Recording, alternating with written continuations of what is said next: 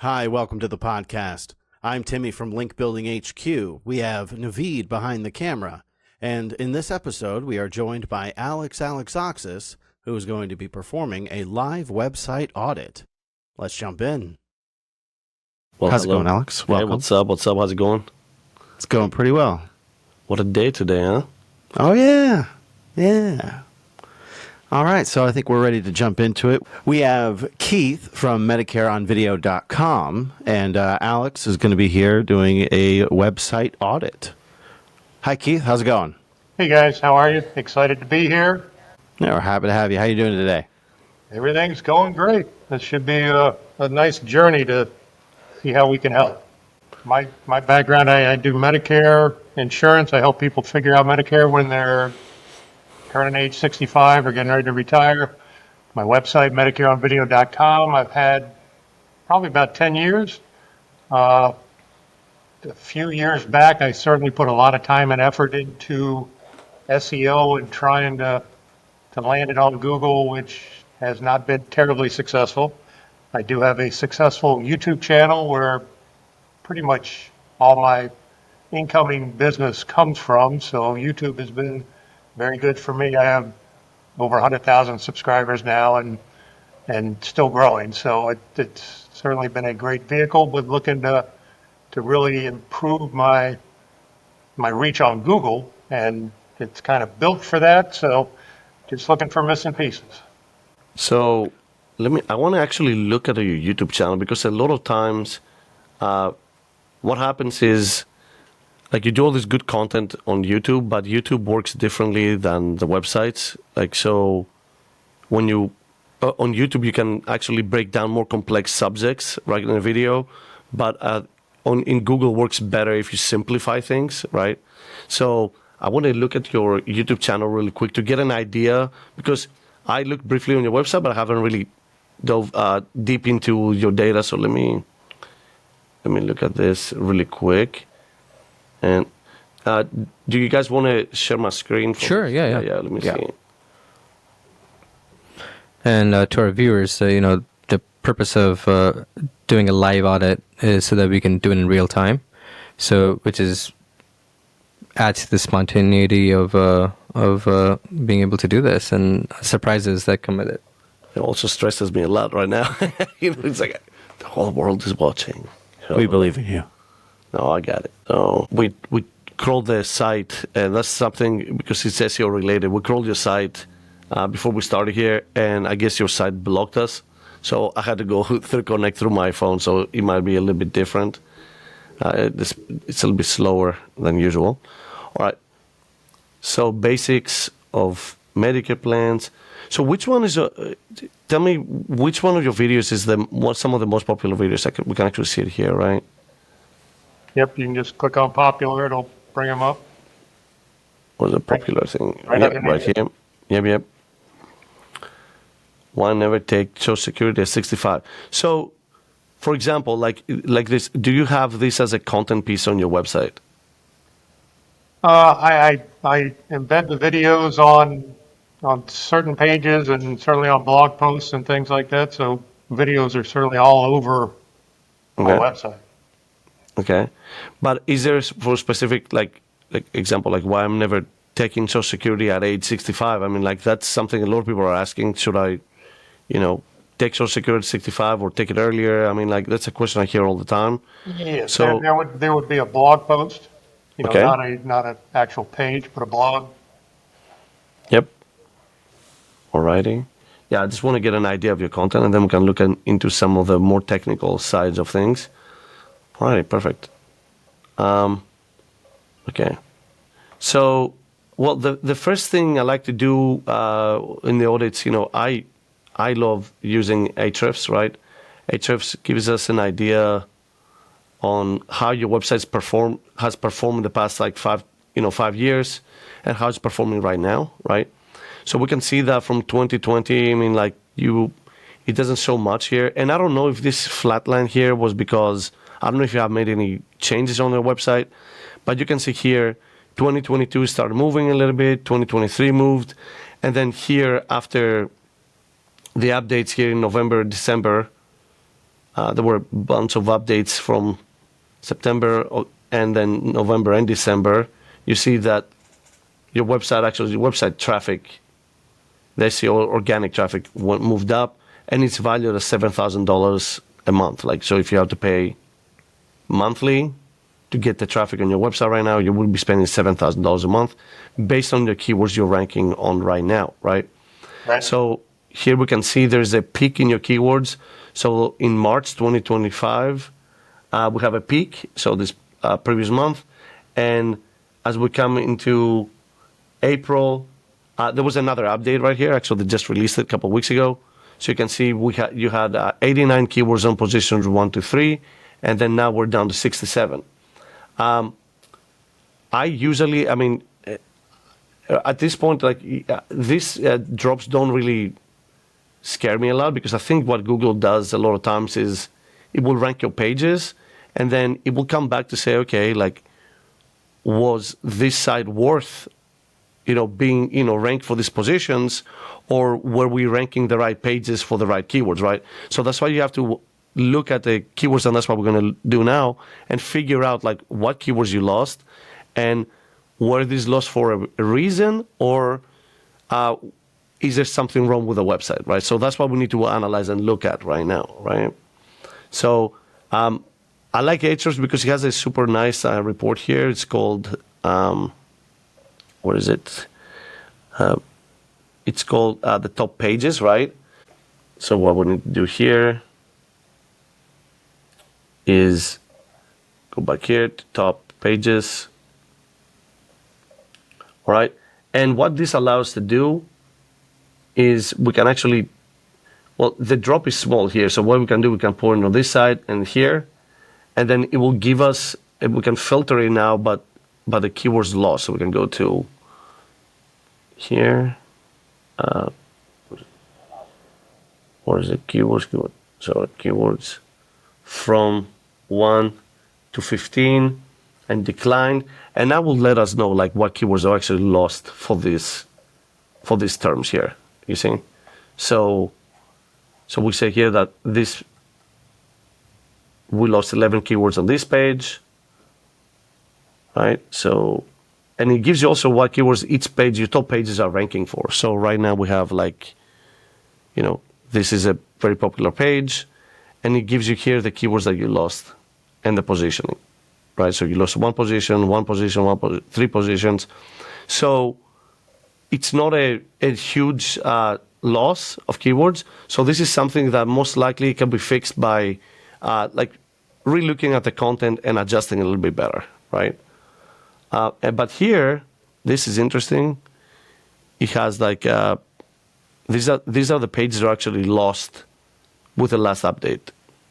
So this is, if you go more in depth, this is something that we need to look at and figure out like why this page was lost, and if it was actually lost or it ranked for another internal page of your website, right? So, but so this is how you do the analysis to see what dropped. But we can also go look and see like what keywords your website is ranking for, right? And this is why I love this tool here, because it makes it super easy to see your top like pages, right? So we know which pages perform well. And a lot of times I like to do this because it gives me an idea, okay, like we created this content here. This is easy to build for us. So what else can we build that's similar to this? Like, and items like this, like 10 reasons, top 5, this is easily digestible content, right? So, and the simpler it is, the easier it is to rank that type of content, right? Like the simple questions sometimes are the ones that will rank and bring you a ton of traffic for your website, So on the technical side here, and I want to look at everything really quick, and then we can start going back and forth in questions. Like, does that show only browser? Oh no, it shows my screen. Okay, perfect. Right now we're looking at Screaming Frog. Yeah, perfect. Yeah, this is Screaming Frog. Basically, that we crawl your site, and this finds all the technical errors that a website might have. So let's see here. Yeah, could you tell us about what Screaming Frog does and how we're using it? So basically, what Screaming Frog does, it crawls every page of your website. It crawls all the HTML pages, all the images, all the media, and it gives us an idea on what pages on your website. First of all, what pages you have on your website, and then it will identify different errors. Like, okay, if there's like links internally that redirect somewhere else, or internal links that are broken.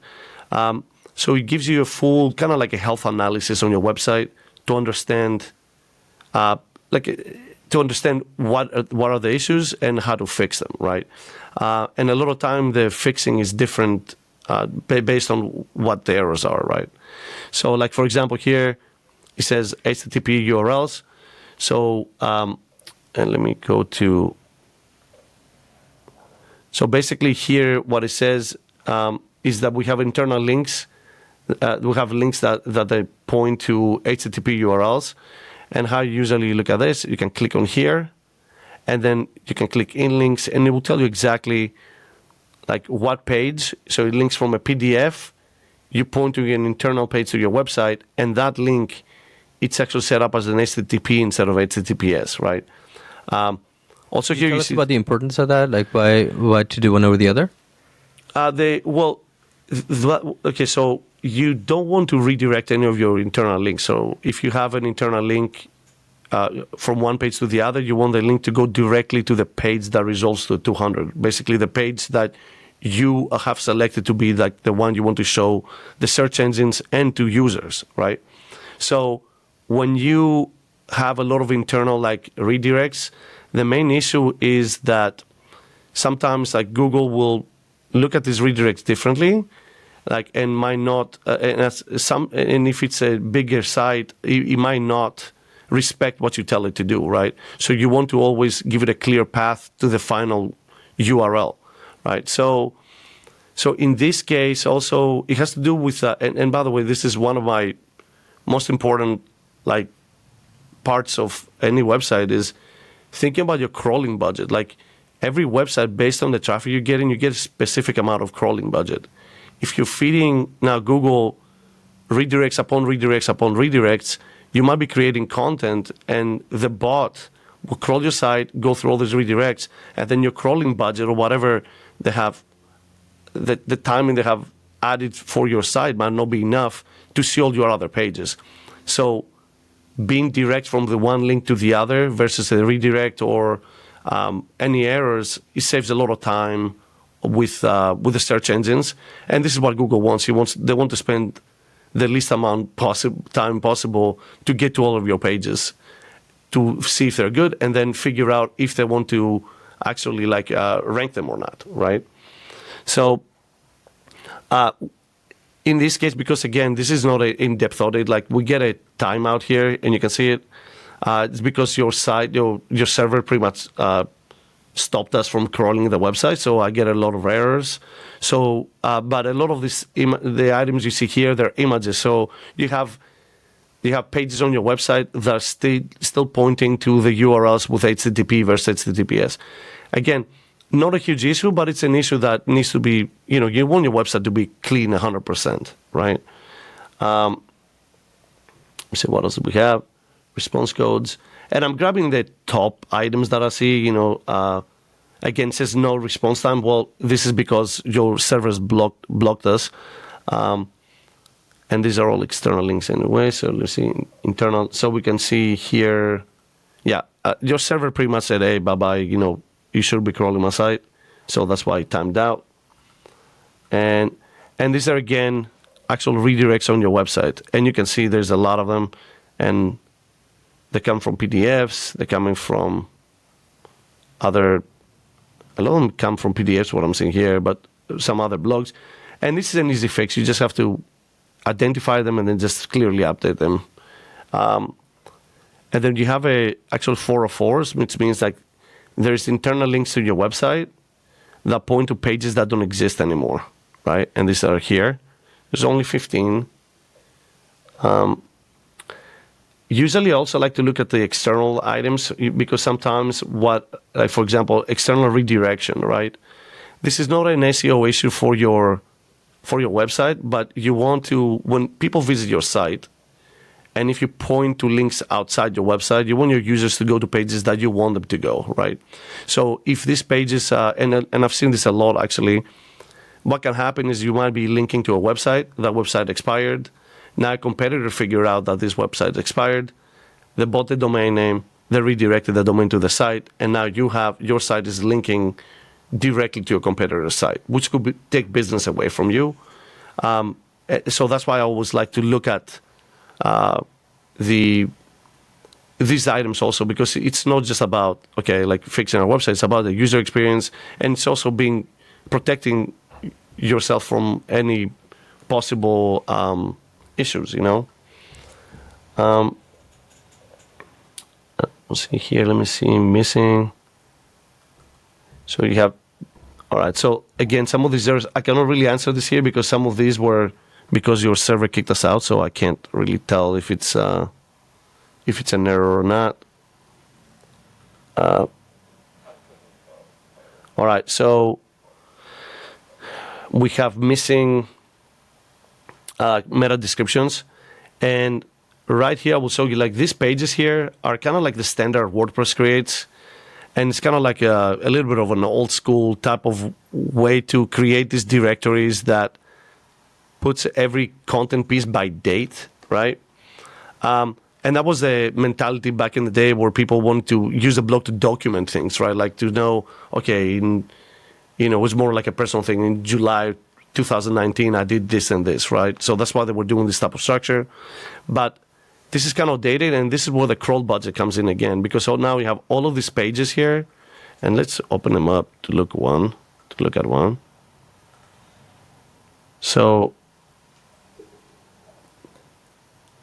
basically these pages, there's hundreds of these pages on your website that provide zero value, right? Like they're not really optimized for anything, and they're just a page where documents what pieces you wrote in 5/11/2024, right? So there's no really value to this type of pages here.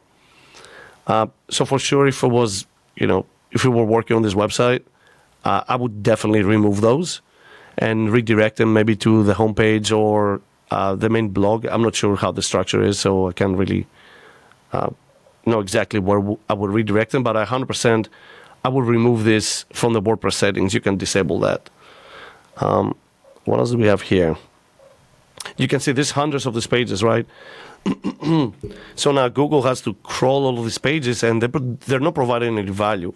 The only value they might provide is that they can find the link to the blogs from multiple pages, but they're not really valuable pages, so Google might skip them too.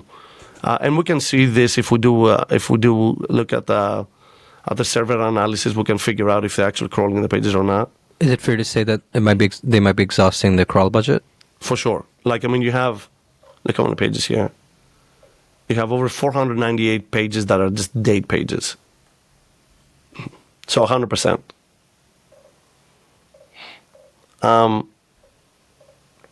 And to be honest, I've audited a lot of websites. Like your website, I mean, there's issues. There's not that many issues, right? Like it's pretty. It's clean, right? Outside some of the structural items, structural and then internal linking, and this is where the other thing is I want to figure out.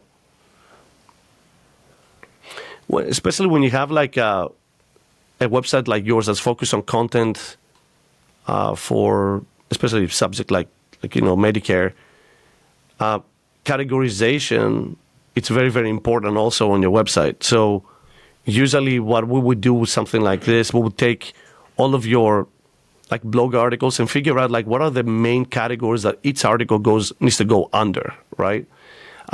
Because that will allow us to actually create better internal linking based on content relevancy, right? So if we have, and again, I don't know, usually when I audit a site, we spend hours on understanding the industry, analyzing competitors. And the reason we're doing that is because we need to understand what are the topics in the specific industry. So usually when we do the categorization, it allows us to break down the categories and say, okay, like we have 50 articles about costs, right? So now we can categorize them all together, and now we can interlink them on the bottom here. Usually, we can create like sections. Are you referring to content clustering? Like it allows you to make better content clusters because it allows you to see the website a little bit better and turn Google? Yeah, so basically like content clusters allow you to, and the old school term was like siloing, right? Like we silo things together. So you want to put blogs and topics that are related together and link them together. That way, Google will think you're an authority on, and not just only Google, because I hate to say Google because users are the primary reason we build websites. But if I have a question about Medicare costs or how to sign up, I mean, seeing relevant content actually helps me stay longer on the website and find the solution. So now you are a valuable asset to me because I found you online, right? And I mean, you have the YouTube videos, so like in YouTube, you get all these suggestions, right? Like, so when you look for something, it will give you suggestions from the same channel and other channels. So now that's valuable. That's why I keep going back to YouTube. If I want to do anything that I don't know how to do, I go to YouTube, right? Like, because it will show me, the search engine will help me find what I need. And then the suggestions will also find other related videos that might have something that I wasn't expecting, or I didn't think of. And now I know because I'm into whatever I was doing. So, and you see here on your website, you have this says recent blogs. So, I mean, and also the recent blogs, shows that on top. Like, ideally, this is where the topic clustering comes, where you can say, okay, like the 10 costly Medicare mistakes, it's content about like pricing for Medicare, right? So now you want to show the related content to be items about costs, right? Instead of, does Medicare cover toenail? That should have been under a different category. So now when I land on this blog, I can find other information I was expecting to find before, and now I can learn more, right? So now it's easier for the crawlers to go in there and understand what the content is about and actually rank your site for the specific terms. Yeah, so let me stop sharing so we can go back to some questions. So I know, we can go in a big rabbit hole here, but I want to hear back from you any questions or any items that you have from what I was pointing out. Yeah, I mean, obviously, it's always a challenge to keep it as clean as you possibly can. Like I said, back in the day, I mean, I built this, not for Google, but for the consumer, which Google wants. I mean, it was absolutely, the pages within the website are all really valuable information, the stuff that the people are looking for and would find valuable if they land on it. And then including a video that goes along with it certainly would, it would seem that Google would appreciate YouTube, as well, but they certainly don't seem to connect, even though they're, Google owns YouTube. But the value is absolutely there, but it's still been a challenge, to get it ranked. And I don't know, some think website authority. How do you feel about website authority? Website authority, I mean, it's a metric that, like, it used to be a metric that Google used, the hit it, and now, like, the website authority comes from third-party tools, right? I like to use that to understand how much crawling budget Google can give to your website, right? So I don't think the issue on your side is website authority. I think the issue with your website is you have the topics, you have the content. It's just not structured properly. So it can actually create the topical authority around what you're writing. All the content pieces have to be clustered based on related topics, right? So I believe if you were to structure it that way, and there is some other items, like there's no author on your website, on the blogs, so you need a good author biography. You need to link to the author pages, because now Google connects all these dots. So if you're an expert on YouTube Google wouldn't necessarily know that this blog article is written by you, right? So you need to actually include that information on your website, link it there, and then create a page about you, an author page. And then in the author page, actually include something called person schema. And within the person schema, you will say, okay, my name, and I'm the same person with this same YouTube channel, Instagram channel. So now you let Google know that, okay, this is written by the same person that creates all this other valuable content that has, you said you have 100,000 followers on YouTube. So, well, you need to kind of force Google to know that, right? Connect the dots so he understands it. So yeah, I don't think it's like you have your site definitely has the authority, and the latest update you saw, like it went from zero traffic value to $7,000, right? So yeah, I just feel it's structural. There's some issues with crawling budget, and I'm sure if we crawl it right, because again I told you your server blocked us, which is, by the way, the right thing to do, right? We will be able to find other errors, but the on page looked fine. But then we can also start looking to analyze, okay, like how did we, like you wrote the content, like what are the items are you missing? And nowadays, there's so many tools that you can just put in the content you want, include the keywords you want to rank or the answers you want to rank for, and then it will compare that and give you all valuable resources, links to point out to. We will give you which questions to answer. So you can take a content piece that does well and pretty much supercharge it to do much, much better, right? So, yeah, so your site just needs a basic content structure, better internal linking, and just to make it easier for the bots and the users to find the related topics, So that's, yeah, and it's, again, I think you've done a tremendous job. It's not easy to do. This is a lot of work to build a site like this. Yeah, and to me, I mean, that's kind of where I've always felt it has the foundation to go. It just needs whatever else is needed to go.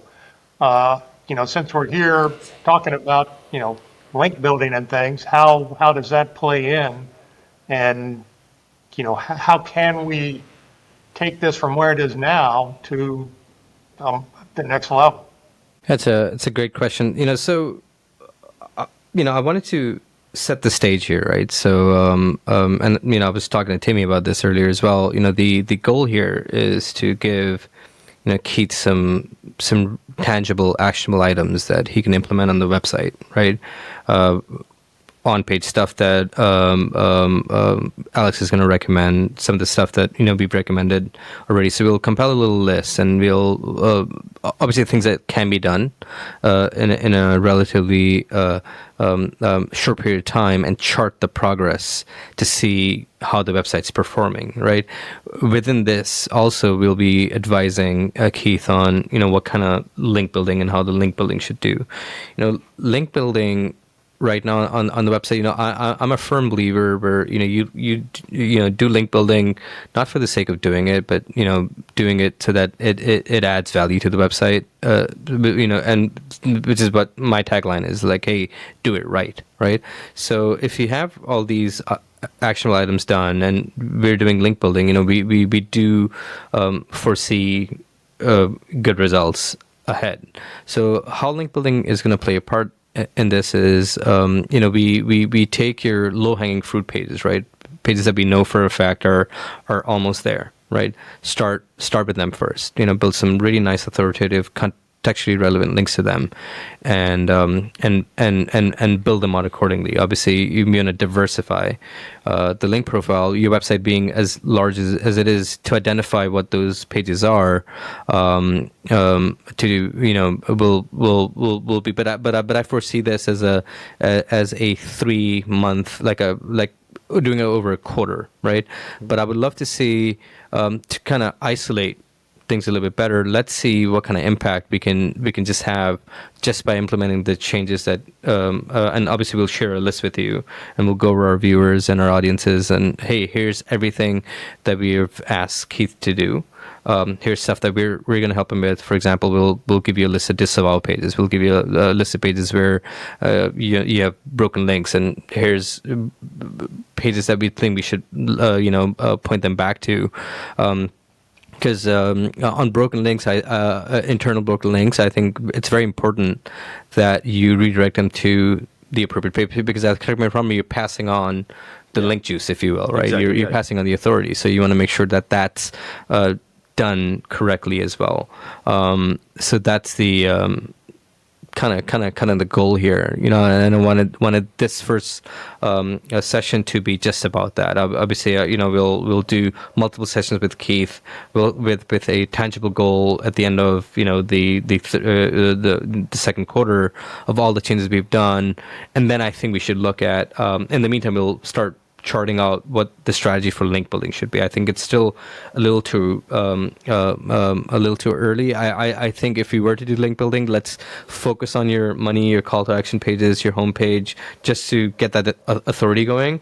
And I think implementing those schemas correctly is going to greatly help establishing relevancy between you and the terms that you're ranking for, right? Because the goal here is, hey, Keith is the expert. And he is the guy to talk about Medicare, and how do we do that, right? So, does that answer your question, Keith? Yeah, I mean, I think it would be tremendously helpful, not just for me, but for anybody that's going to be watching to show that, hey, we're starting right here, and then 3 months from now, and then 6 months from now, we come back and we are now here. And this is kind of how we got there. And that's, to me, that's what I look for. Same thing with my Medicare stuff on YouTube. People don't really want to know everything about Medicare. They want to find somebody that they trust that knows everything about Medicare and just rely on them to really put it in place. And that's exactly, what I look for if I'm doing my taxes, or if I'm certainly doing SEO. I don't want to know everything there is to know about SEO, but finding the trusted advisor that takes it from here to there, because everybody kind of has, that same SEO story when you first approach them, and it's such a shot in the dark. So I think this would be tremendously valuable, and I think we've got a lot to work with right from the start, and just to bring it to where it can go and where it should go, I think would be a tremendous help to a lot of people. Yeah, for sure. And let me ask you something. And I'm going to try to share my screen again, because this is something I saw on the website, and I wanted to ask. So right here on these pages, you have parts of Medicare, which explains that. You have Medicare eligibility, enrollment periods, dental plans.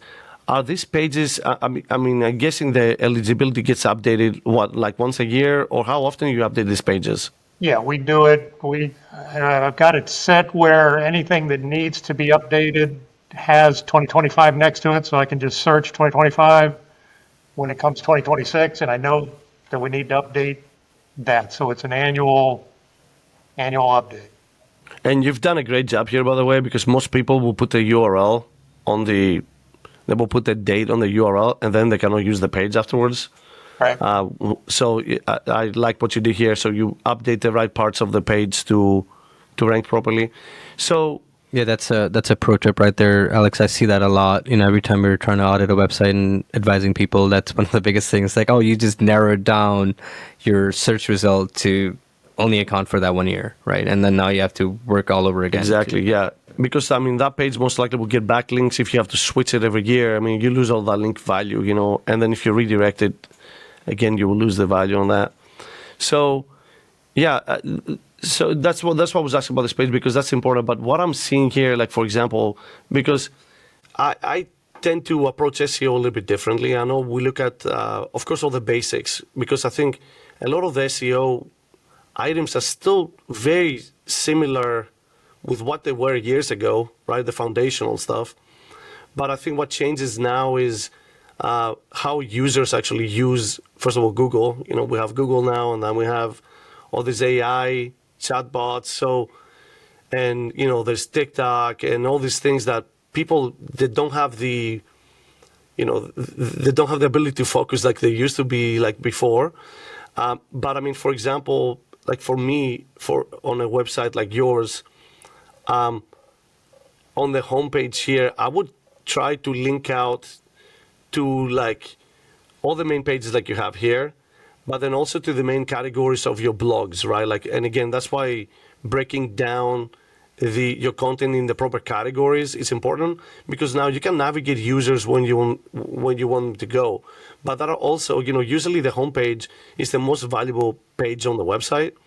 So linking to these main categories gives more chance of Google to find your content, crawl your content, and actually rank your content, right? So as you walk through the page here, it should be pretty much a menu with everything that's on your website and allowing the bots and the users to navigate through it and find the pages they need, Right. I know we do have some categories. I don't know if we have enough, but if you go to the blog, it should show. And I'm not sure that the person that's currently posting blogs is adding the category, but certainly did for quite a while. You can see Medicare, and they may only do just a short bit of it. Yeah, but I think these are tag pages that don't even, let me see this. Okay, thank God they're not linked. Okay, good.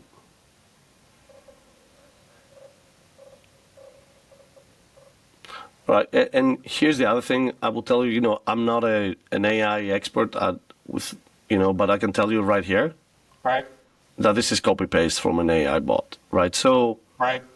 Because if you ask ChatGPT to write you anything, it will just give you a conclusion, right? So this is where, you're an expert, right? So what I would do in content pieces like this, right? You could ask ChatGPT or whatever bot they're using to write the content, give you the outline of the content, and maybe it will be more valuable for you to get that outline, add the bullet points that you think are important, because you're an expert, right? And then now, not only you have a content piece created by all the data the AI bot can find, you now add your actual personal expertise on it, right? So now your content is much, much better. And then if I were, if whoever is writing this, I would urge them to rework the content, edit it, and then, try to avoid like things that they scream, okay, I was written by an AI bot, right? Like, because if I can, I'm not a search engine, I'm not a program that looks for AI content, but if I can pinpoint it in 1 second, Google can do the same thing, and other search engines can, right? If that makes sense, And the other thing is, and let's see here. So when I click on your name, and this is a big issue here. Okay, so what happens here is this. Your name says Keith here. There's an author URL that says Mehedi SEO, right? So that's the author URL. But when you click on that actual URL it redirects to the homepage, right? So this is what we're talking about. I would definitely have like the picture of you here, some information about you, and a link that takes you directly to your author page. Right. And in there, again, you can have the picture on top, you can have some information about you, you can have links to your Facebook, YouTube, whatever other pages you have with links to them. And then on the bottom, you can show all of the content pieces you have written, right? Because that usually the author pages, I believe they come pre-built with author schema on it. But with the different plugins nowadays, you can create, include the proper schema and include all the items that the bots will find necessary to understand who wrote the actual article, right? There's also a great website called schema.org that basically breaks down on how to create schemas. We have a very good video on it, and we'll link it in this the podcast as well, that I think is a very comprehensive guide on schemas and how to use them. And I think by far clicks and views and engagements, that's all our schema videos. And I think we have 4 of them. They have the most views and engagements. Yep. So it's super important. Yeah, it's a bunch of different drop downs, so you can find any specific schema that you might need. Yeah. So now with this site, it is like it falls under YMYL. So like what specifically that, like what are the challenges with like a YMYL site? Well, the main challenge is content like this. And again, I'm not really an expert on that, right? But from, seeing and reading, all these blogs and case studies that come out, like Keith is already an expert on this, right? He has all this content. So I don't think it's going to be hard for him to getting the trust of the search engines, and to be honest, I don't know if it's going to fall under that category because he's not really offering medical advice. He's just offering advice on like what to, what insurance to use or how to use your insurance. So I'm not sure, it might fall under this. It's in a gray area. Yeah, I think so. I would perceive it like this 100%.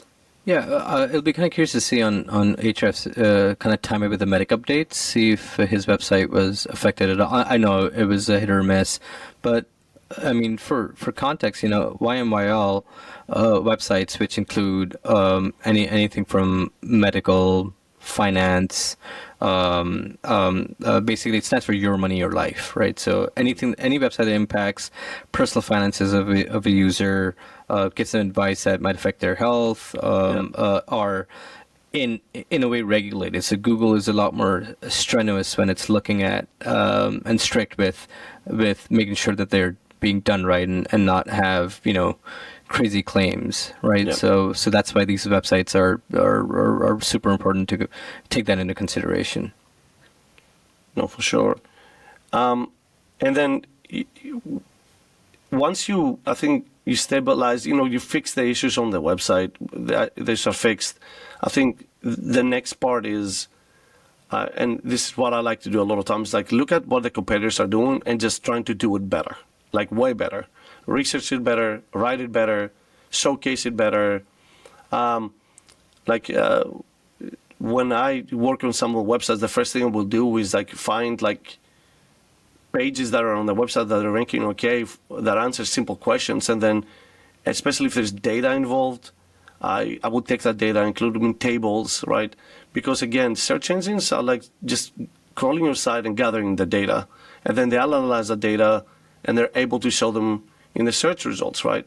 So the better you structure that data within your site and the content within your site, the more chances you have that the search engine will like your page more versus your competitors.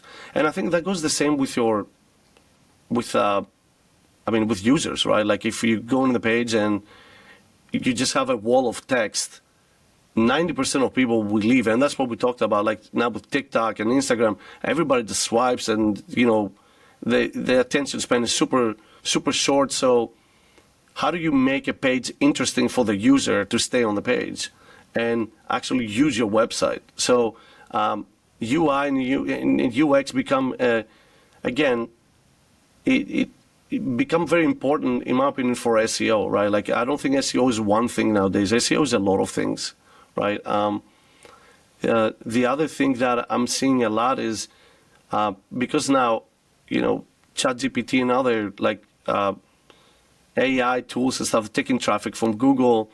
A lot of the sites today are built to actually rank well on Google. What you have to start doing is like figuring out, okay, what happens? Okay, I bring the traffic into my website, right? I get the SEO traffic. Okay, like what do you do next to actually convert that traffic, right? Because it's not like back in the day where people come in there, fill up the form and they leave, right? People are in different buying phases, especially if they find a blog. They might not be ready to be your customer today, right?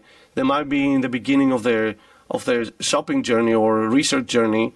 So if you're just keep pitching them about, oh, hire me, it's like walking through the market where everybody's just yelling around you to buy their vegetables, whatever, but you're not interested, right? Like, so you have to figure out how to, like, what do you provide them, or how do you retarget them to come back to your website, right? Like maybe a cheap like Facebook retargeting campaign might be something that you want to think through, or if you give them something that, like I don't want to say an ebook because these are a little bit, again, kind of old school, but if you maybe give an ebook or something on your website that you can grab their email information and then create, well thought email funnels. That will help a lot also, again, retaining the people. So I love SEO because it involves a lot of things, but the past couple of years we have been working hard on figuring out, okay, how do we squeeze all that traffic out, right? You're getting the traffic, how do you gain more out of it? And everything comes back to the user, right? Like you have to think of every step of the user journey and provide the valuable information, right? We like to build a lot of tools and a lot of items that will actually keep people on our website longer, right? And that allows us to, one, rank higher because people prefer our sites, but also allows us to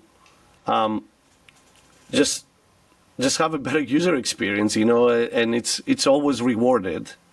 Yeah, that's very true. Keith, a question, and we'll kind of move things along. How's your ebook conversion rate? How does that perform on the website? Because I know you have it there. Yeah, it's done very well for quite a while, and I built it really, and it is all about value for, there's not a whole lot of sales going on. You need to make it evident, what you do, but, providing the ability to teach people, what they need to know. But the ebook, if you look at the ebook, and I give it away for free, and then they can download it right from YouTube as well. They come into the site. But I have videos in the book. I have links back to the pages on the website, everything that they need. So it works very well. Oh, that's great. That's great. I think it'll be a good idea to, once we're further down the line in our optimizations that we're really doing, is to look what kind of, CRO optimizations we could do. Just like you said, looking at that journey, I think the ebook could be turned into a interactive guide on the website, which I think could be easily done because the content's already there. And the expertise is as well. So I think for the sake of time, we did have a late start today, all the technical issues and what have you. So Keith, what we'll do is we'll share a list of items. I made some notes, and we'll start a little thread between us and Alex, and we'll chart out what 3 months look like. And obviously what we'll do is we'll keep bringing you into the podcast just to kind of see what the progress is, see if you have any other notes of any questions, and then we'll also chime in a little bit more just to kind of have a long-term plan of action. Just to make sure everybody's on the same page. But do you have any questions for Alex or myself? I think pretty clear, and I think it's a great idea to just put together a game plan, and again, it's kind of built to go. So if we put it in process, it should go. Yeah, absolutely. I think it's very evident we have a good plan action right now. I know we need to work on the crawl budget. We need to make sure we can have some good content clustering and work on your personal authority and the website's authority by adding your author bio pages, and just making sure we're leveraging that aspect of SEO, which I think is very important and often missed by a lot of people, especially in a very specific niche like yours. So awesome. Keith, thank you so much for allowing us to do this, and we're super excited. This is the first time we've done it, and then doing it in front of people. I think it's going to make a really good use case. We want this to be a tool that hopefully helps other people, and allows us to learn as well, because it's every website. What's unique about SEO is that every website's challenging. Every website's unique. It's like fingerprints, right? And what's funny is you can have 3 websites that are made exactly the same, have the exact same structure, or maybe can be in different geos, and they would perform radically differently. Just because how Google and it's been a mystery. We talk about the algorithm, we talk about all of that, but most of the time it's a shot in the dark. But we know things that can be controlled.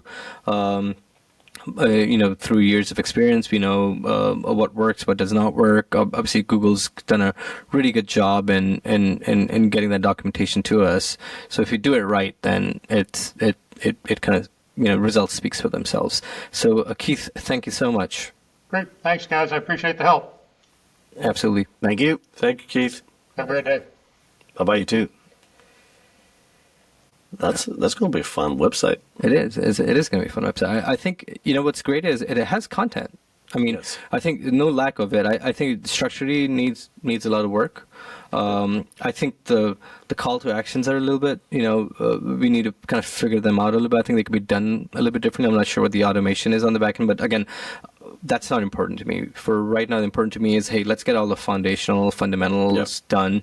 We know what they are. We know what the on page, and see what the results are. I think it'll be awesome case study to look at, and I'm curious to see the results. 100%. Yeah, I think just as you said, categorizing the content, adding the author pages,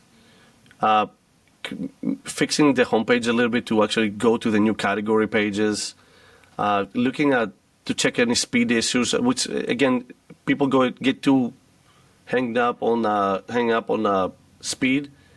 It's not big for the algorithm, but we just want to have the fastest site possible for the users, right? I feel like if we change that and we fix the internal linking, we will see almost immediately any increase on the traffic. Just allowing Google to see the pages better. Yeah, no, I agree. I'm super excited. Alex, you've been doing this for a while. How long have you been doing SEO? I think 18 years, almost, something some crazy number. Oh wow, that's a lot. Yeah, that's a lot. I'm an amateur compared to you. So that's awesome. Yeah. So how was the experience? I mean, as your first podcast with us, hopefully we'll do. We have a technical issue in the beginning. We'll do a lot more. Yeah. We're gonna get better. Yeah, for sure. Yeah. But slowly but surely. Yeah. It's fun to do these audits. It's fun to do these audits because every time I look at a website, I feel it's too much, right? But then you start getting into the page structures and the crawling, what do you see on the website, and then you get the feedback from the client. Right now, I have about 1 million ideas of what we can fix, how we can do it. So it's very exciting. I get very passionate with it too, so I can talk for hours about it. Yeah, no, we love it. It's awesome. I mean, that's why we brought you here. That's the point. Yeah. Perfect. How much has it changed over the years? A lot, and I feel at the same time not that much, right? Which is crazy saying that. I feel like that, as as I mentioned earlier on with the call, with Keith and stuff, it's we are, the users change, the internet changes, right? So you have to start thinking different ways on fixing things, right? And doing different things on the websites that will actually retain the user, right? I remember when I first started, we were able to put local pages up for DUI attorneys. I had 5 websites for that, right? Just drop 50 links on that. I was on page 1 in a week and a half, right? Well, that died really quick, right? You can't do that anymore. I miss those days. I know. but so yeah, it's just changing the user experience. The websites change, so they're more challenging. Because a lot of people now are on mobile devices. So how can you tell your story in a mobile device to keep people interested, right? So I feel like that's the hard part, right? The rest, all the structures. I learned SEO reading Bruce Clay's, I think it was called the Stupid Guide to SEO or something like that. Yeah, I remember that. Yeah. I have a copy. It was great. Copy. He signed it for me, which is awesome. Was my favorite day in the whole world. Yeah, shout out to Bruce. Bruce, you're awesome. Yeah. So I carried that book with me for years, and I put notes on it. And whenever I was trying to understand silo and stuff and structures, and what we talked about, topical authorities and content, all that stuff is the same thing, right? But now you have to break all that down and put it in small devices, right? Then I feel like with you guys, as we said, like link building has changed. Back in the day, you could just get whatever links and you could rank any page, right? Nowadays, it's not like that. Like you have to, I mean, and I know we work together on projects, like we have to look at, okay, like the relevancy of the page is, you guys are doing a great job picking up the right things, the right sites, and we always ensure that whatever we do for link building also provides value, right? Like, so yeah, a lot of things change, but it's kind of the same foundationally, I think. How have you changed over the years in regards to SEO? I think I have. Well, first off, like I started SEO because like my background is in design, right? And I was always involved in designing stuff. So, and I started my own businesses, right? So back then, I think what the issue was following like what others were doing. Well, now I have years of experience running my own businesses and speaking. I speak to. For years I was doing the live audits in downtown Orlando. I was running my own clinic where we're doing the audits, and for a while I was doing audits for agencies. So now it's not just it's the business experience. So now I have a lot of business experience that will bring into the SEO and design, which I think provides value to any strategy, right? Because now you can understand, okay, like what is the business goals of this website? What is this person, like you understand that if your money doesn't go in, there's no point of you ranking for a specific keyword, right? So I think that's what's changed with me, like understanding the business value of every website and then actually pinpointing the low-hanging fruit that's going to immediately bring back cash, right, to the business. So I think that's the biggest change. So jumping forward to now, what would you say are your favorite tools or platforms for that you would recommend for a business to invest in? All right. So as I love, for an SEO tool, I love Ahrefs. I mean, I have been on that tool since ever, right? And this is literally the only tool I use because I can analyze, I can see what a website does overall, I can see what traffic dropped, and it's fairly easy to use. And I feel like for what it gives, the value of it is fairly, it's not that expensive, right? I know people complain, but it gives a lot of value. Especially if you're a single, business owner. I mean, the cost there is a lot lower. But even if you're an SEO agency, I think if there is a tool worth investing, I agree with you. I think it's Ahrefs. SEMrush is great as well for what it does. It's got some great uses, but I guess I'm just so used to Ahrefs, right? So yeah, I like SEMrush too, but it's just it's what are you used to, right? And then we use different tools for content now, like I think so. Like I forget their names of them, but they're like Phrase. Phrase is actually one of my favorite tools, and we use it with my team because Phrase allows us to pretty much analyze all our competitors, figure out what they're doing for the content, and then look at it and figure out how we can do it better, right? So that AI tool allows us to do that, and then we create our outlines. Then we add actually real expertise because again, AI is not to be trusted all the times, right? Like it writes all kinds of crazy things. We did actually a piece for like a website that they sell land, right? So we tried to rank for specific cities, and these are small towns all over the United States, which there's not much, they're little towns. So we wanted to talk about the local businesses in the town. So we asked the AI tool to write the content, and he wrote the content and started discussing all these businesses and discussing like where are they located, and it was accurate. And then you start seeing these businesses, and you're like, okay, there were, first of all, three of them were all AI businesses, right? Like companies that use AI, and none of them existed, right? Like, so, but when you read the content, you're like, oh man, I read it the first time, I'm like, man, this is great. And I started looking at Google Maps to verify. I'm like, okay, this is not real, but it felt like it was a real thing. He wrote it so well. That's why. But between these tools and Google Sheets, and I know that sounds funny, but I still use Google Sheets for to analyze the content and figure out what we need to write. That's the 3 tools I use, to be honest. Like, I wouldn't use anything. I mean, others use other tools, but for me, these 3 tools can be very dangerous. Is there a free tool that you recommend for checking on-page stuff?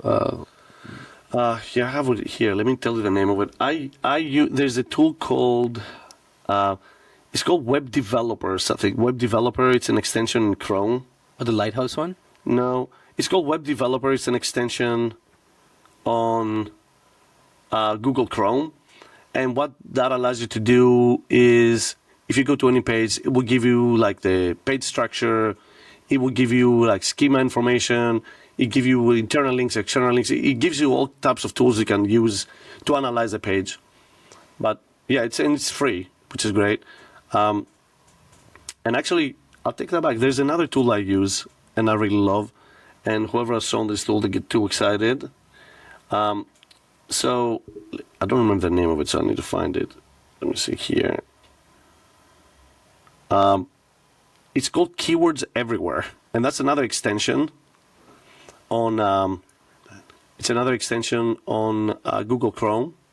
And Keywords Everywhere, what it does is pretty much use an API, I think for Google's keyword data and some other tool like his keyword data, and you can select which ones you want to.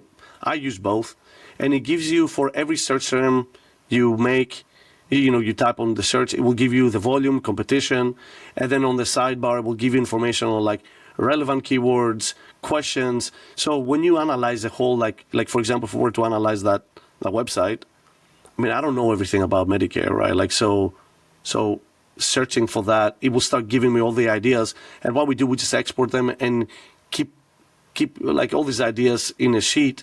And there's a lot of these ideas turn to content because we would never think of them, right? Like, so that tool is great to grab all that information. And it's cheap. I mean, I spend, I think, $30 on it, and it lasts me almost, and I use it a lot, like 6-7 months. Awesome. I gotta check it out. Yep. So, Alex, what are some quick wins that you would suggest to businesses that are trying to improve their SEO, especially if they have limited resources? Well, that's a hard one. It is. Yeah. Well, small businesses, the first thing I see a lot of times as a problem is like, if you're a local, I don't know, let's say a local plumber, you're one guy with one van, whatever, located in, let's say here in Orlando, right? And you want to rank, I mean, like it will be most likely impossible to rank here in Orlando, but what we can help is, I see a lot of businesses where they have a service page, right? That's called services. And then it just highlights the services on the one page instead of actually that being like a menu where you click on the page and goes to the page that explains the service, right? So I think content, like expanding some of the content and ensure that you tell users or potential clients exactly what they will expect from you working with them. Again, I used to read a lot of articles saying about, but the user. Well, that is true. If you worry about the user, you give the search engines what they really need, right? So I think that's an easy win, right? Like a simple website with broken down all your pages and then connect that to your Google business. And again, I'm not an expert in local SEO, but connect your Google business profile, select the right categories, add photos. So basically be a business owner, right? Like tell people what you do, right? So that's, and I know it sounds too simple, but it is, it's. No, I mean, I would give the same advice. I got one last question for you. What's the SEO metric or KPI that you think is misunderstood and underrated for you? It's crawl budget for sure. Yeah, a lot of people don't get that. Yeah. A lot of people are like, what? Like crawl, huh? Yeah, no, crawl budget, and I see a lot of times like because again, we don't like internally my team, we don't offer SEO services. The internal team I have is a team that works on my SEO projects, right? But we fix a lot of websites for a lot of agencies and stuff, right? So what we see is, like, you will have sites that have, like, let's say 150 blog articles, and 3,000 tag pages, right? And each tag page has like one blog in it. Well, these tag pages, now the Google bot will come in there, will go to all these tag pages, halfway through, they're gone, right? So, and we see this, we do like this, sometimes the server analysis, and you see it, they come in, and then they leave. And then if you have like the items like we talked about, like the,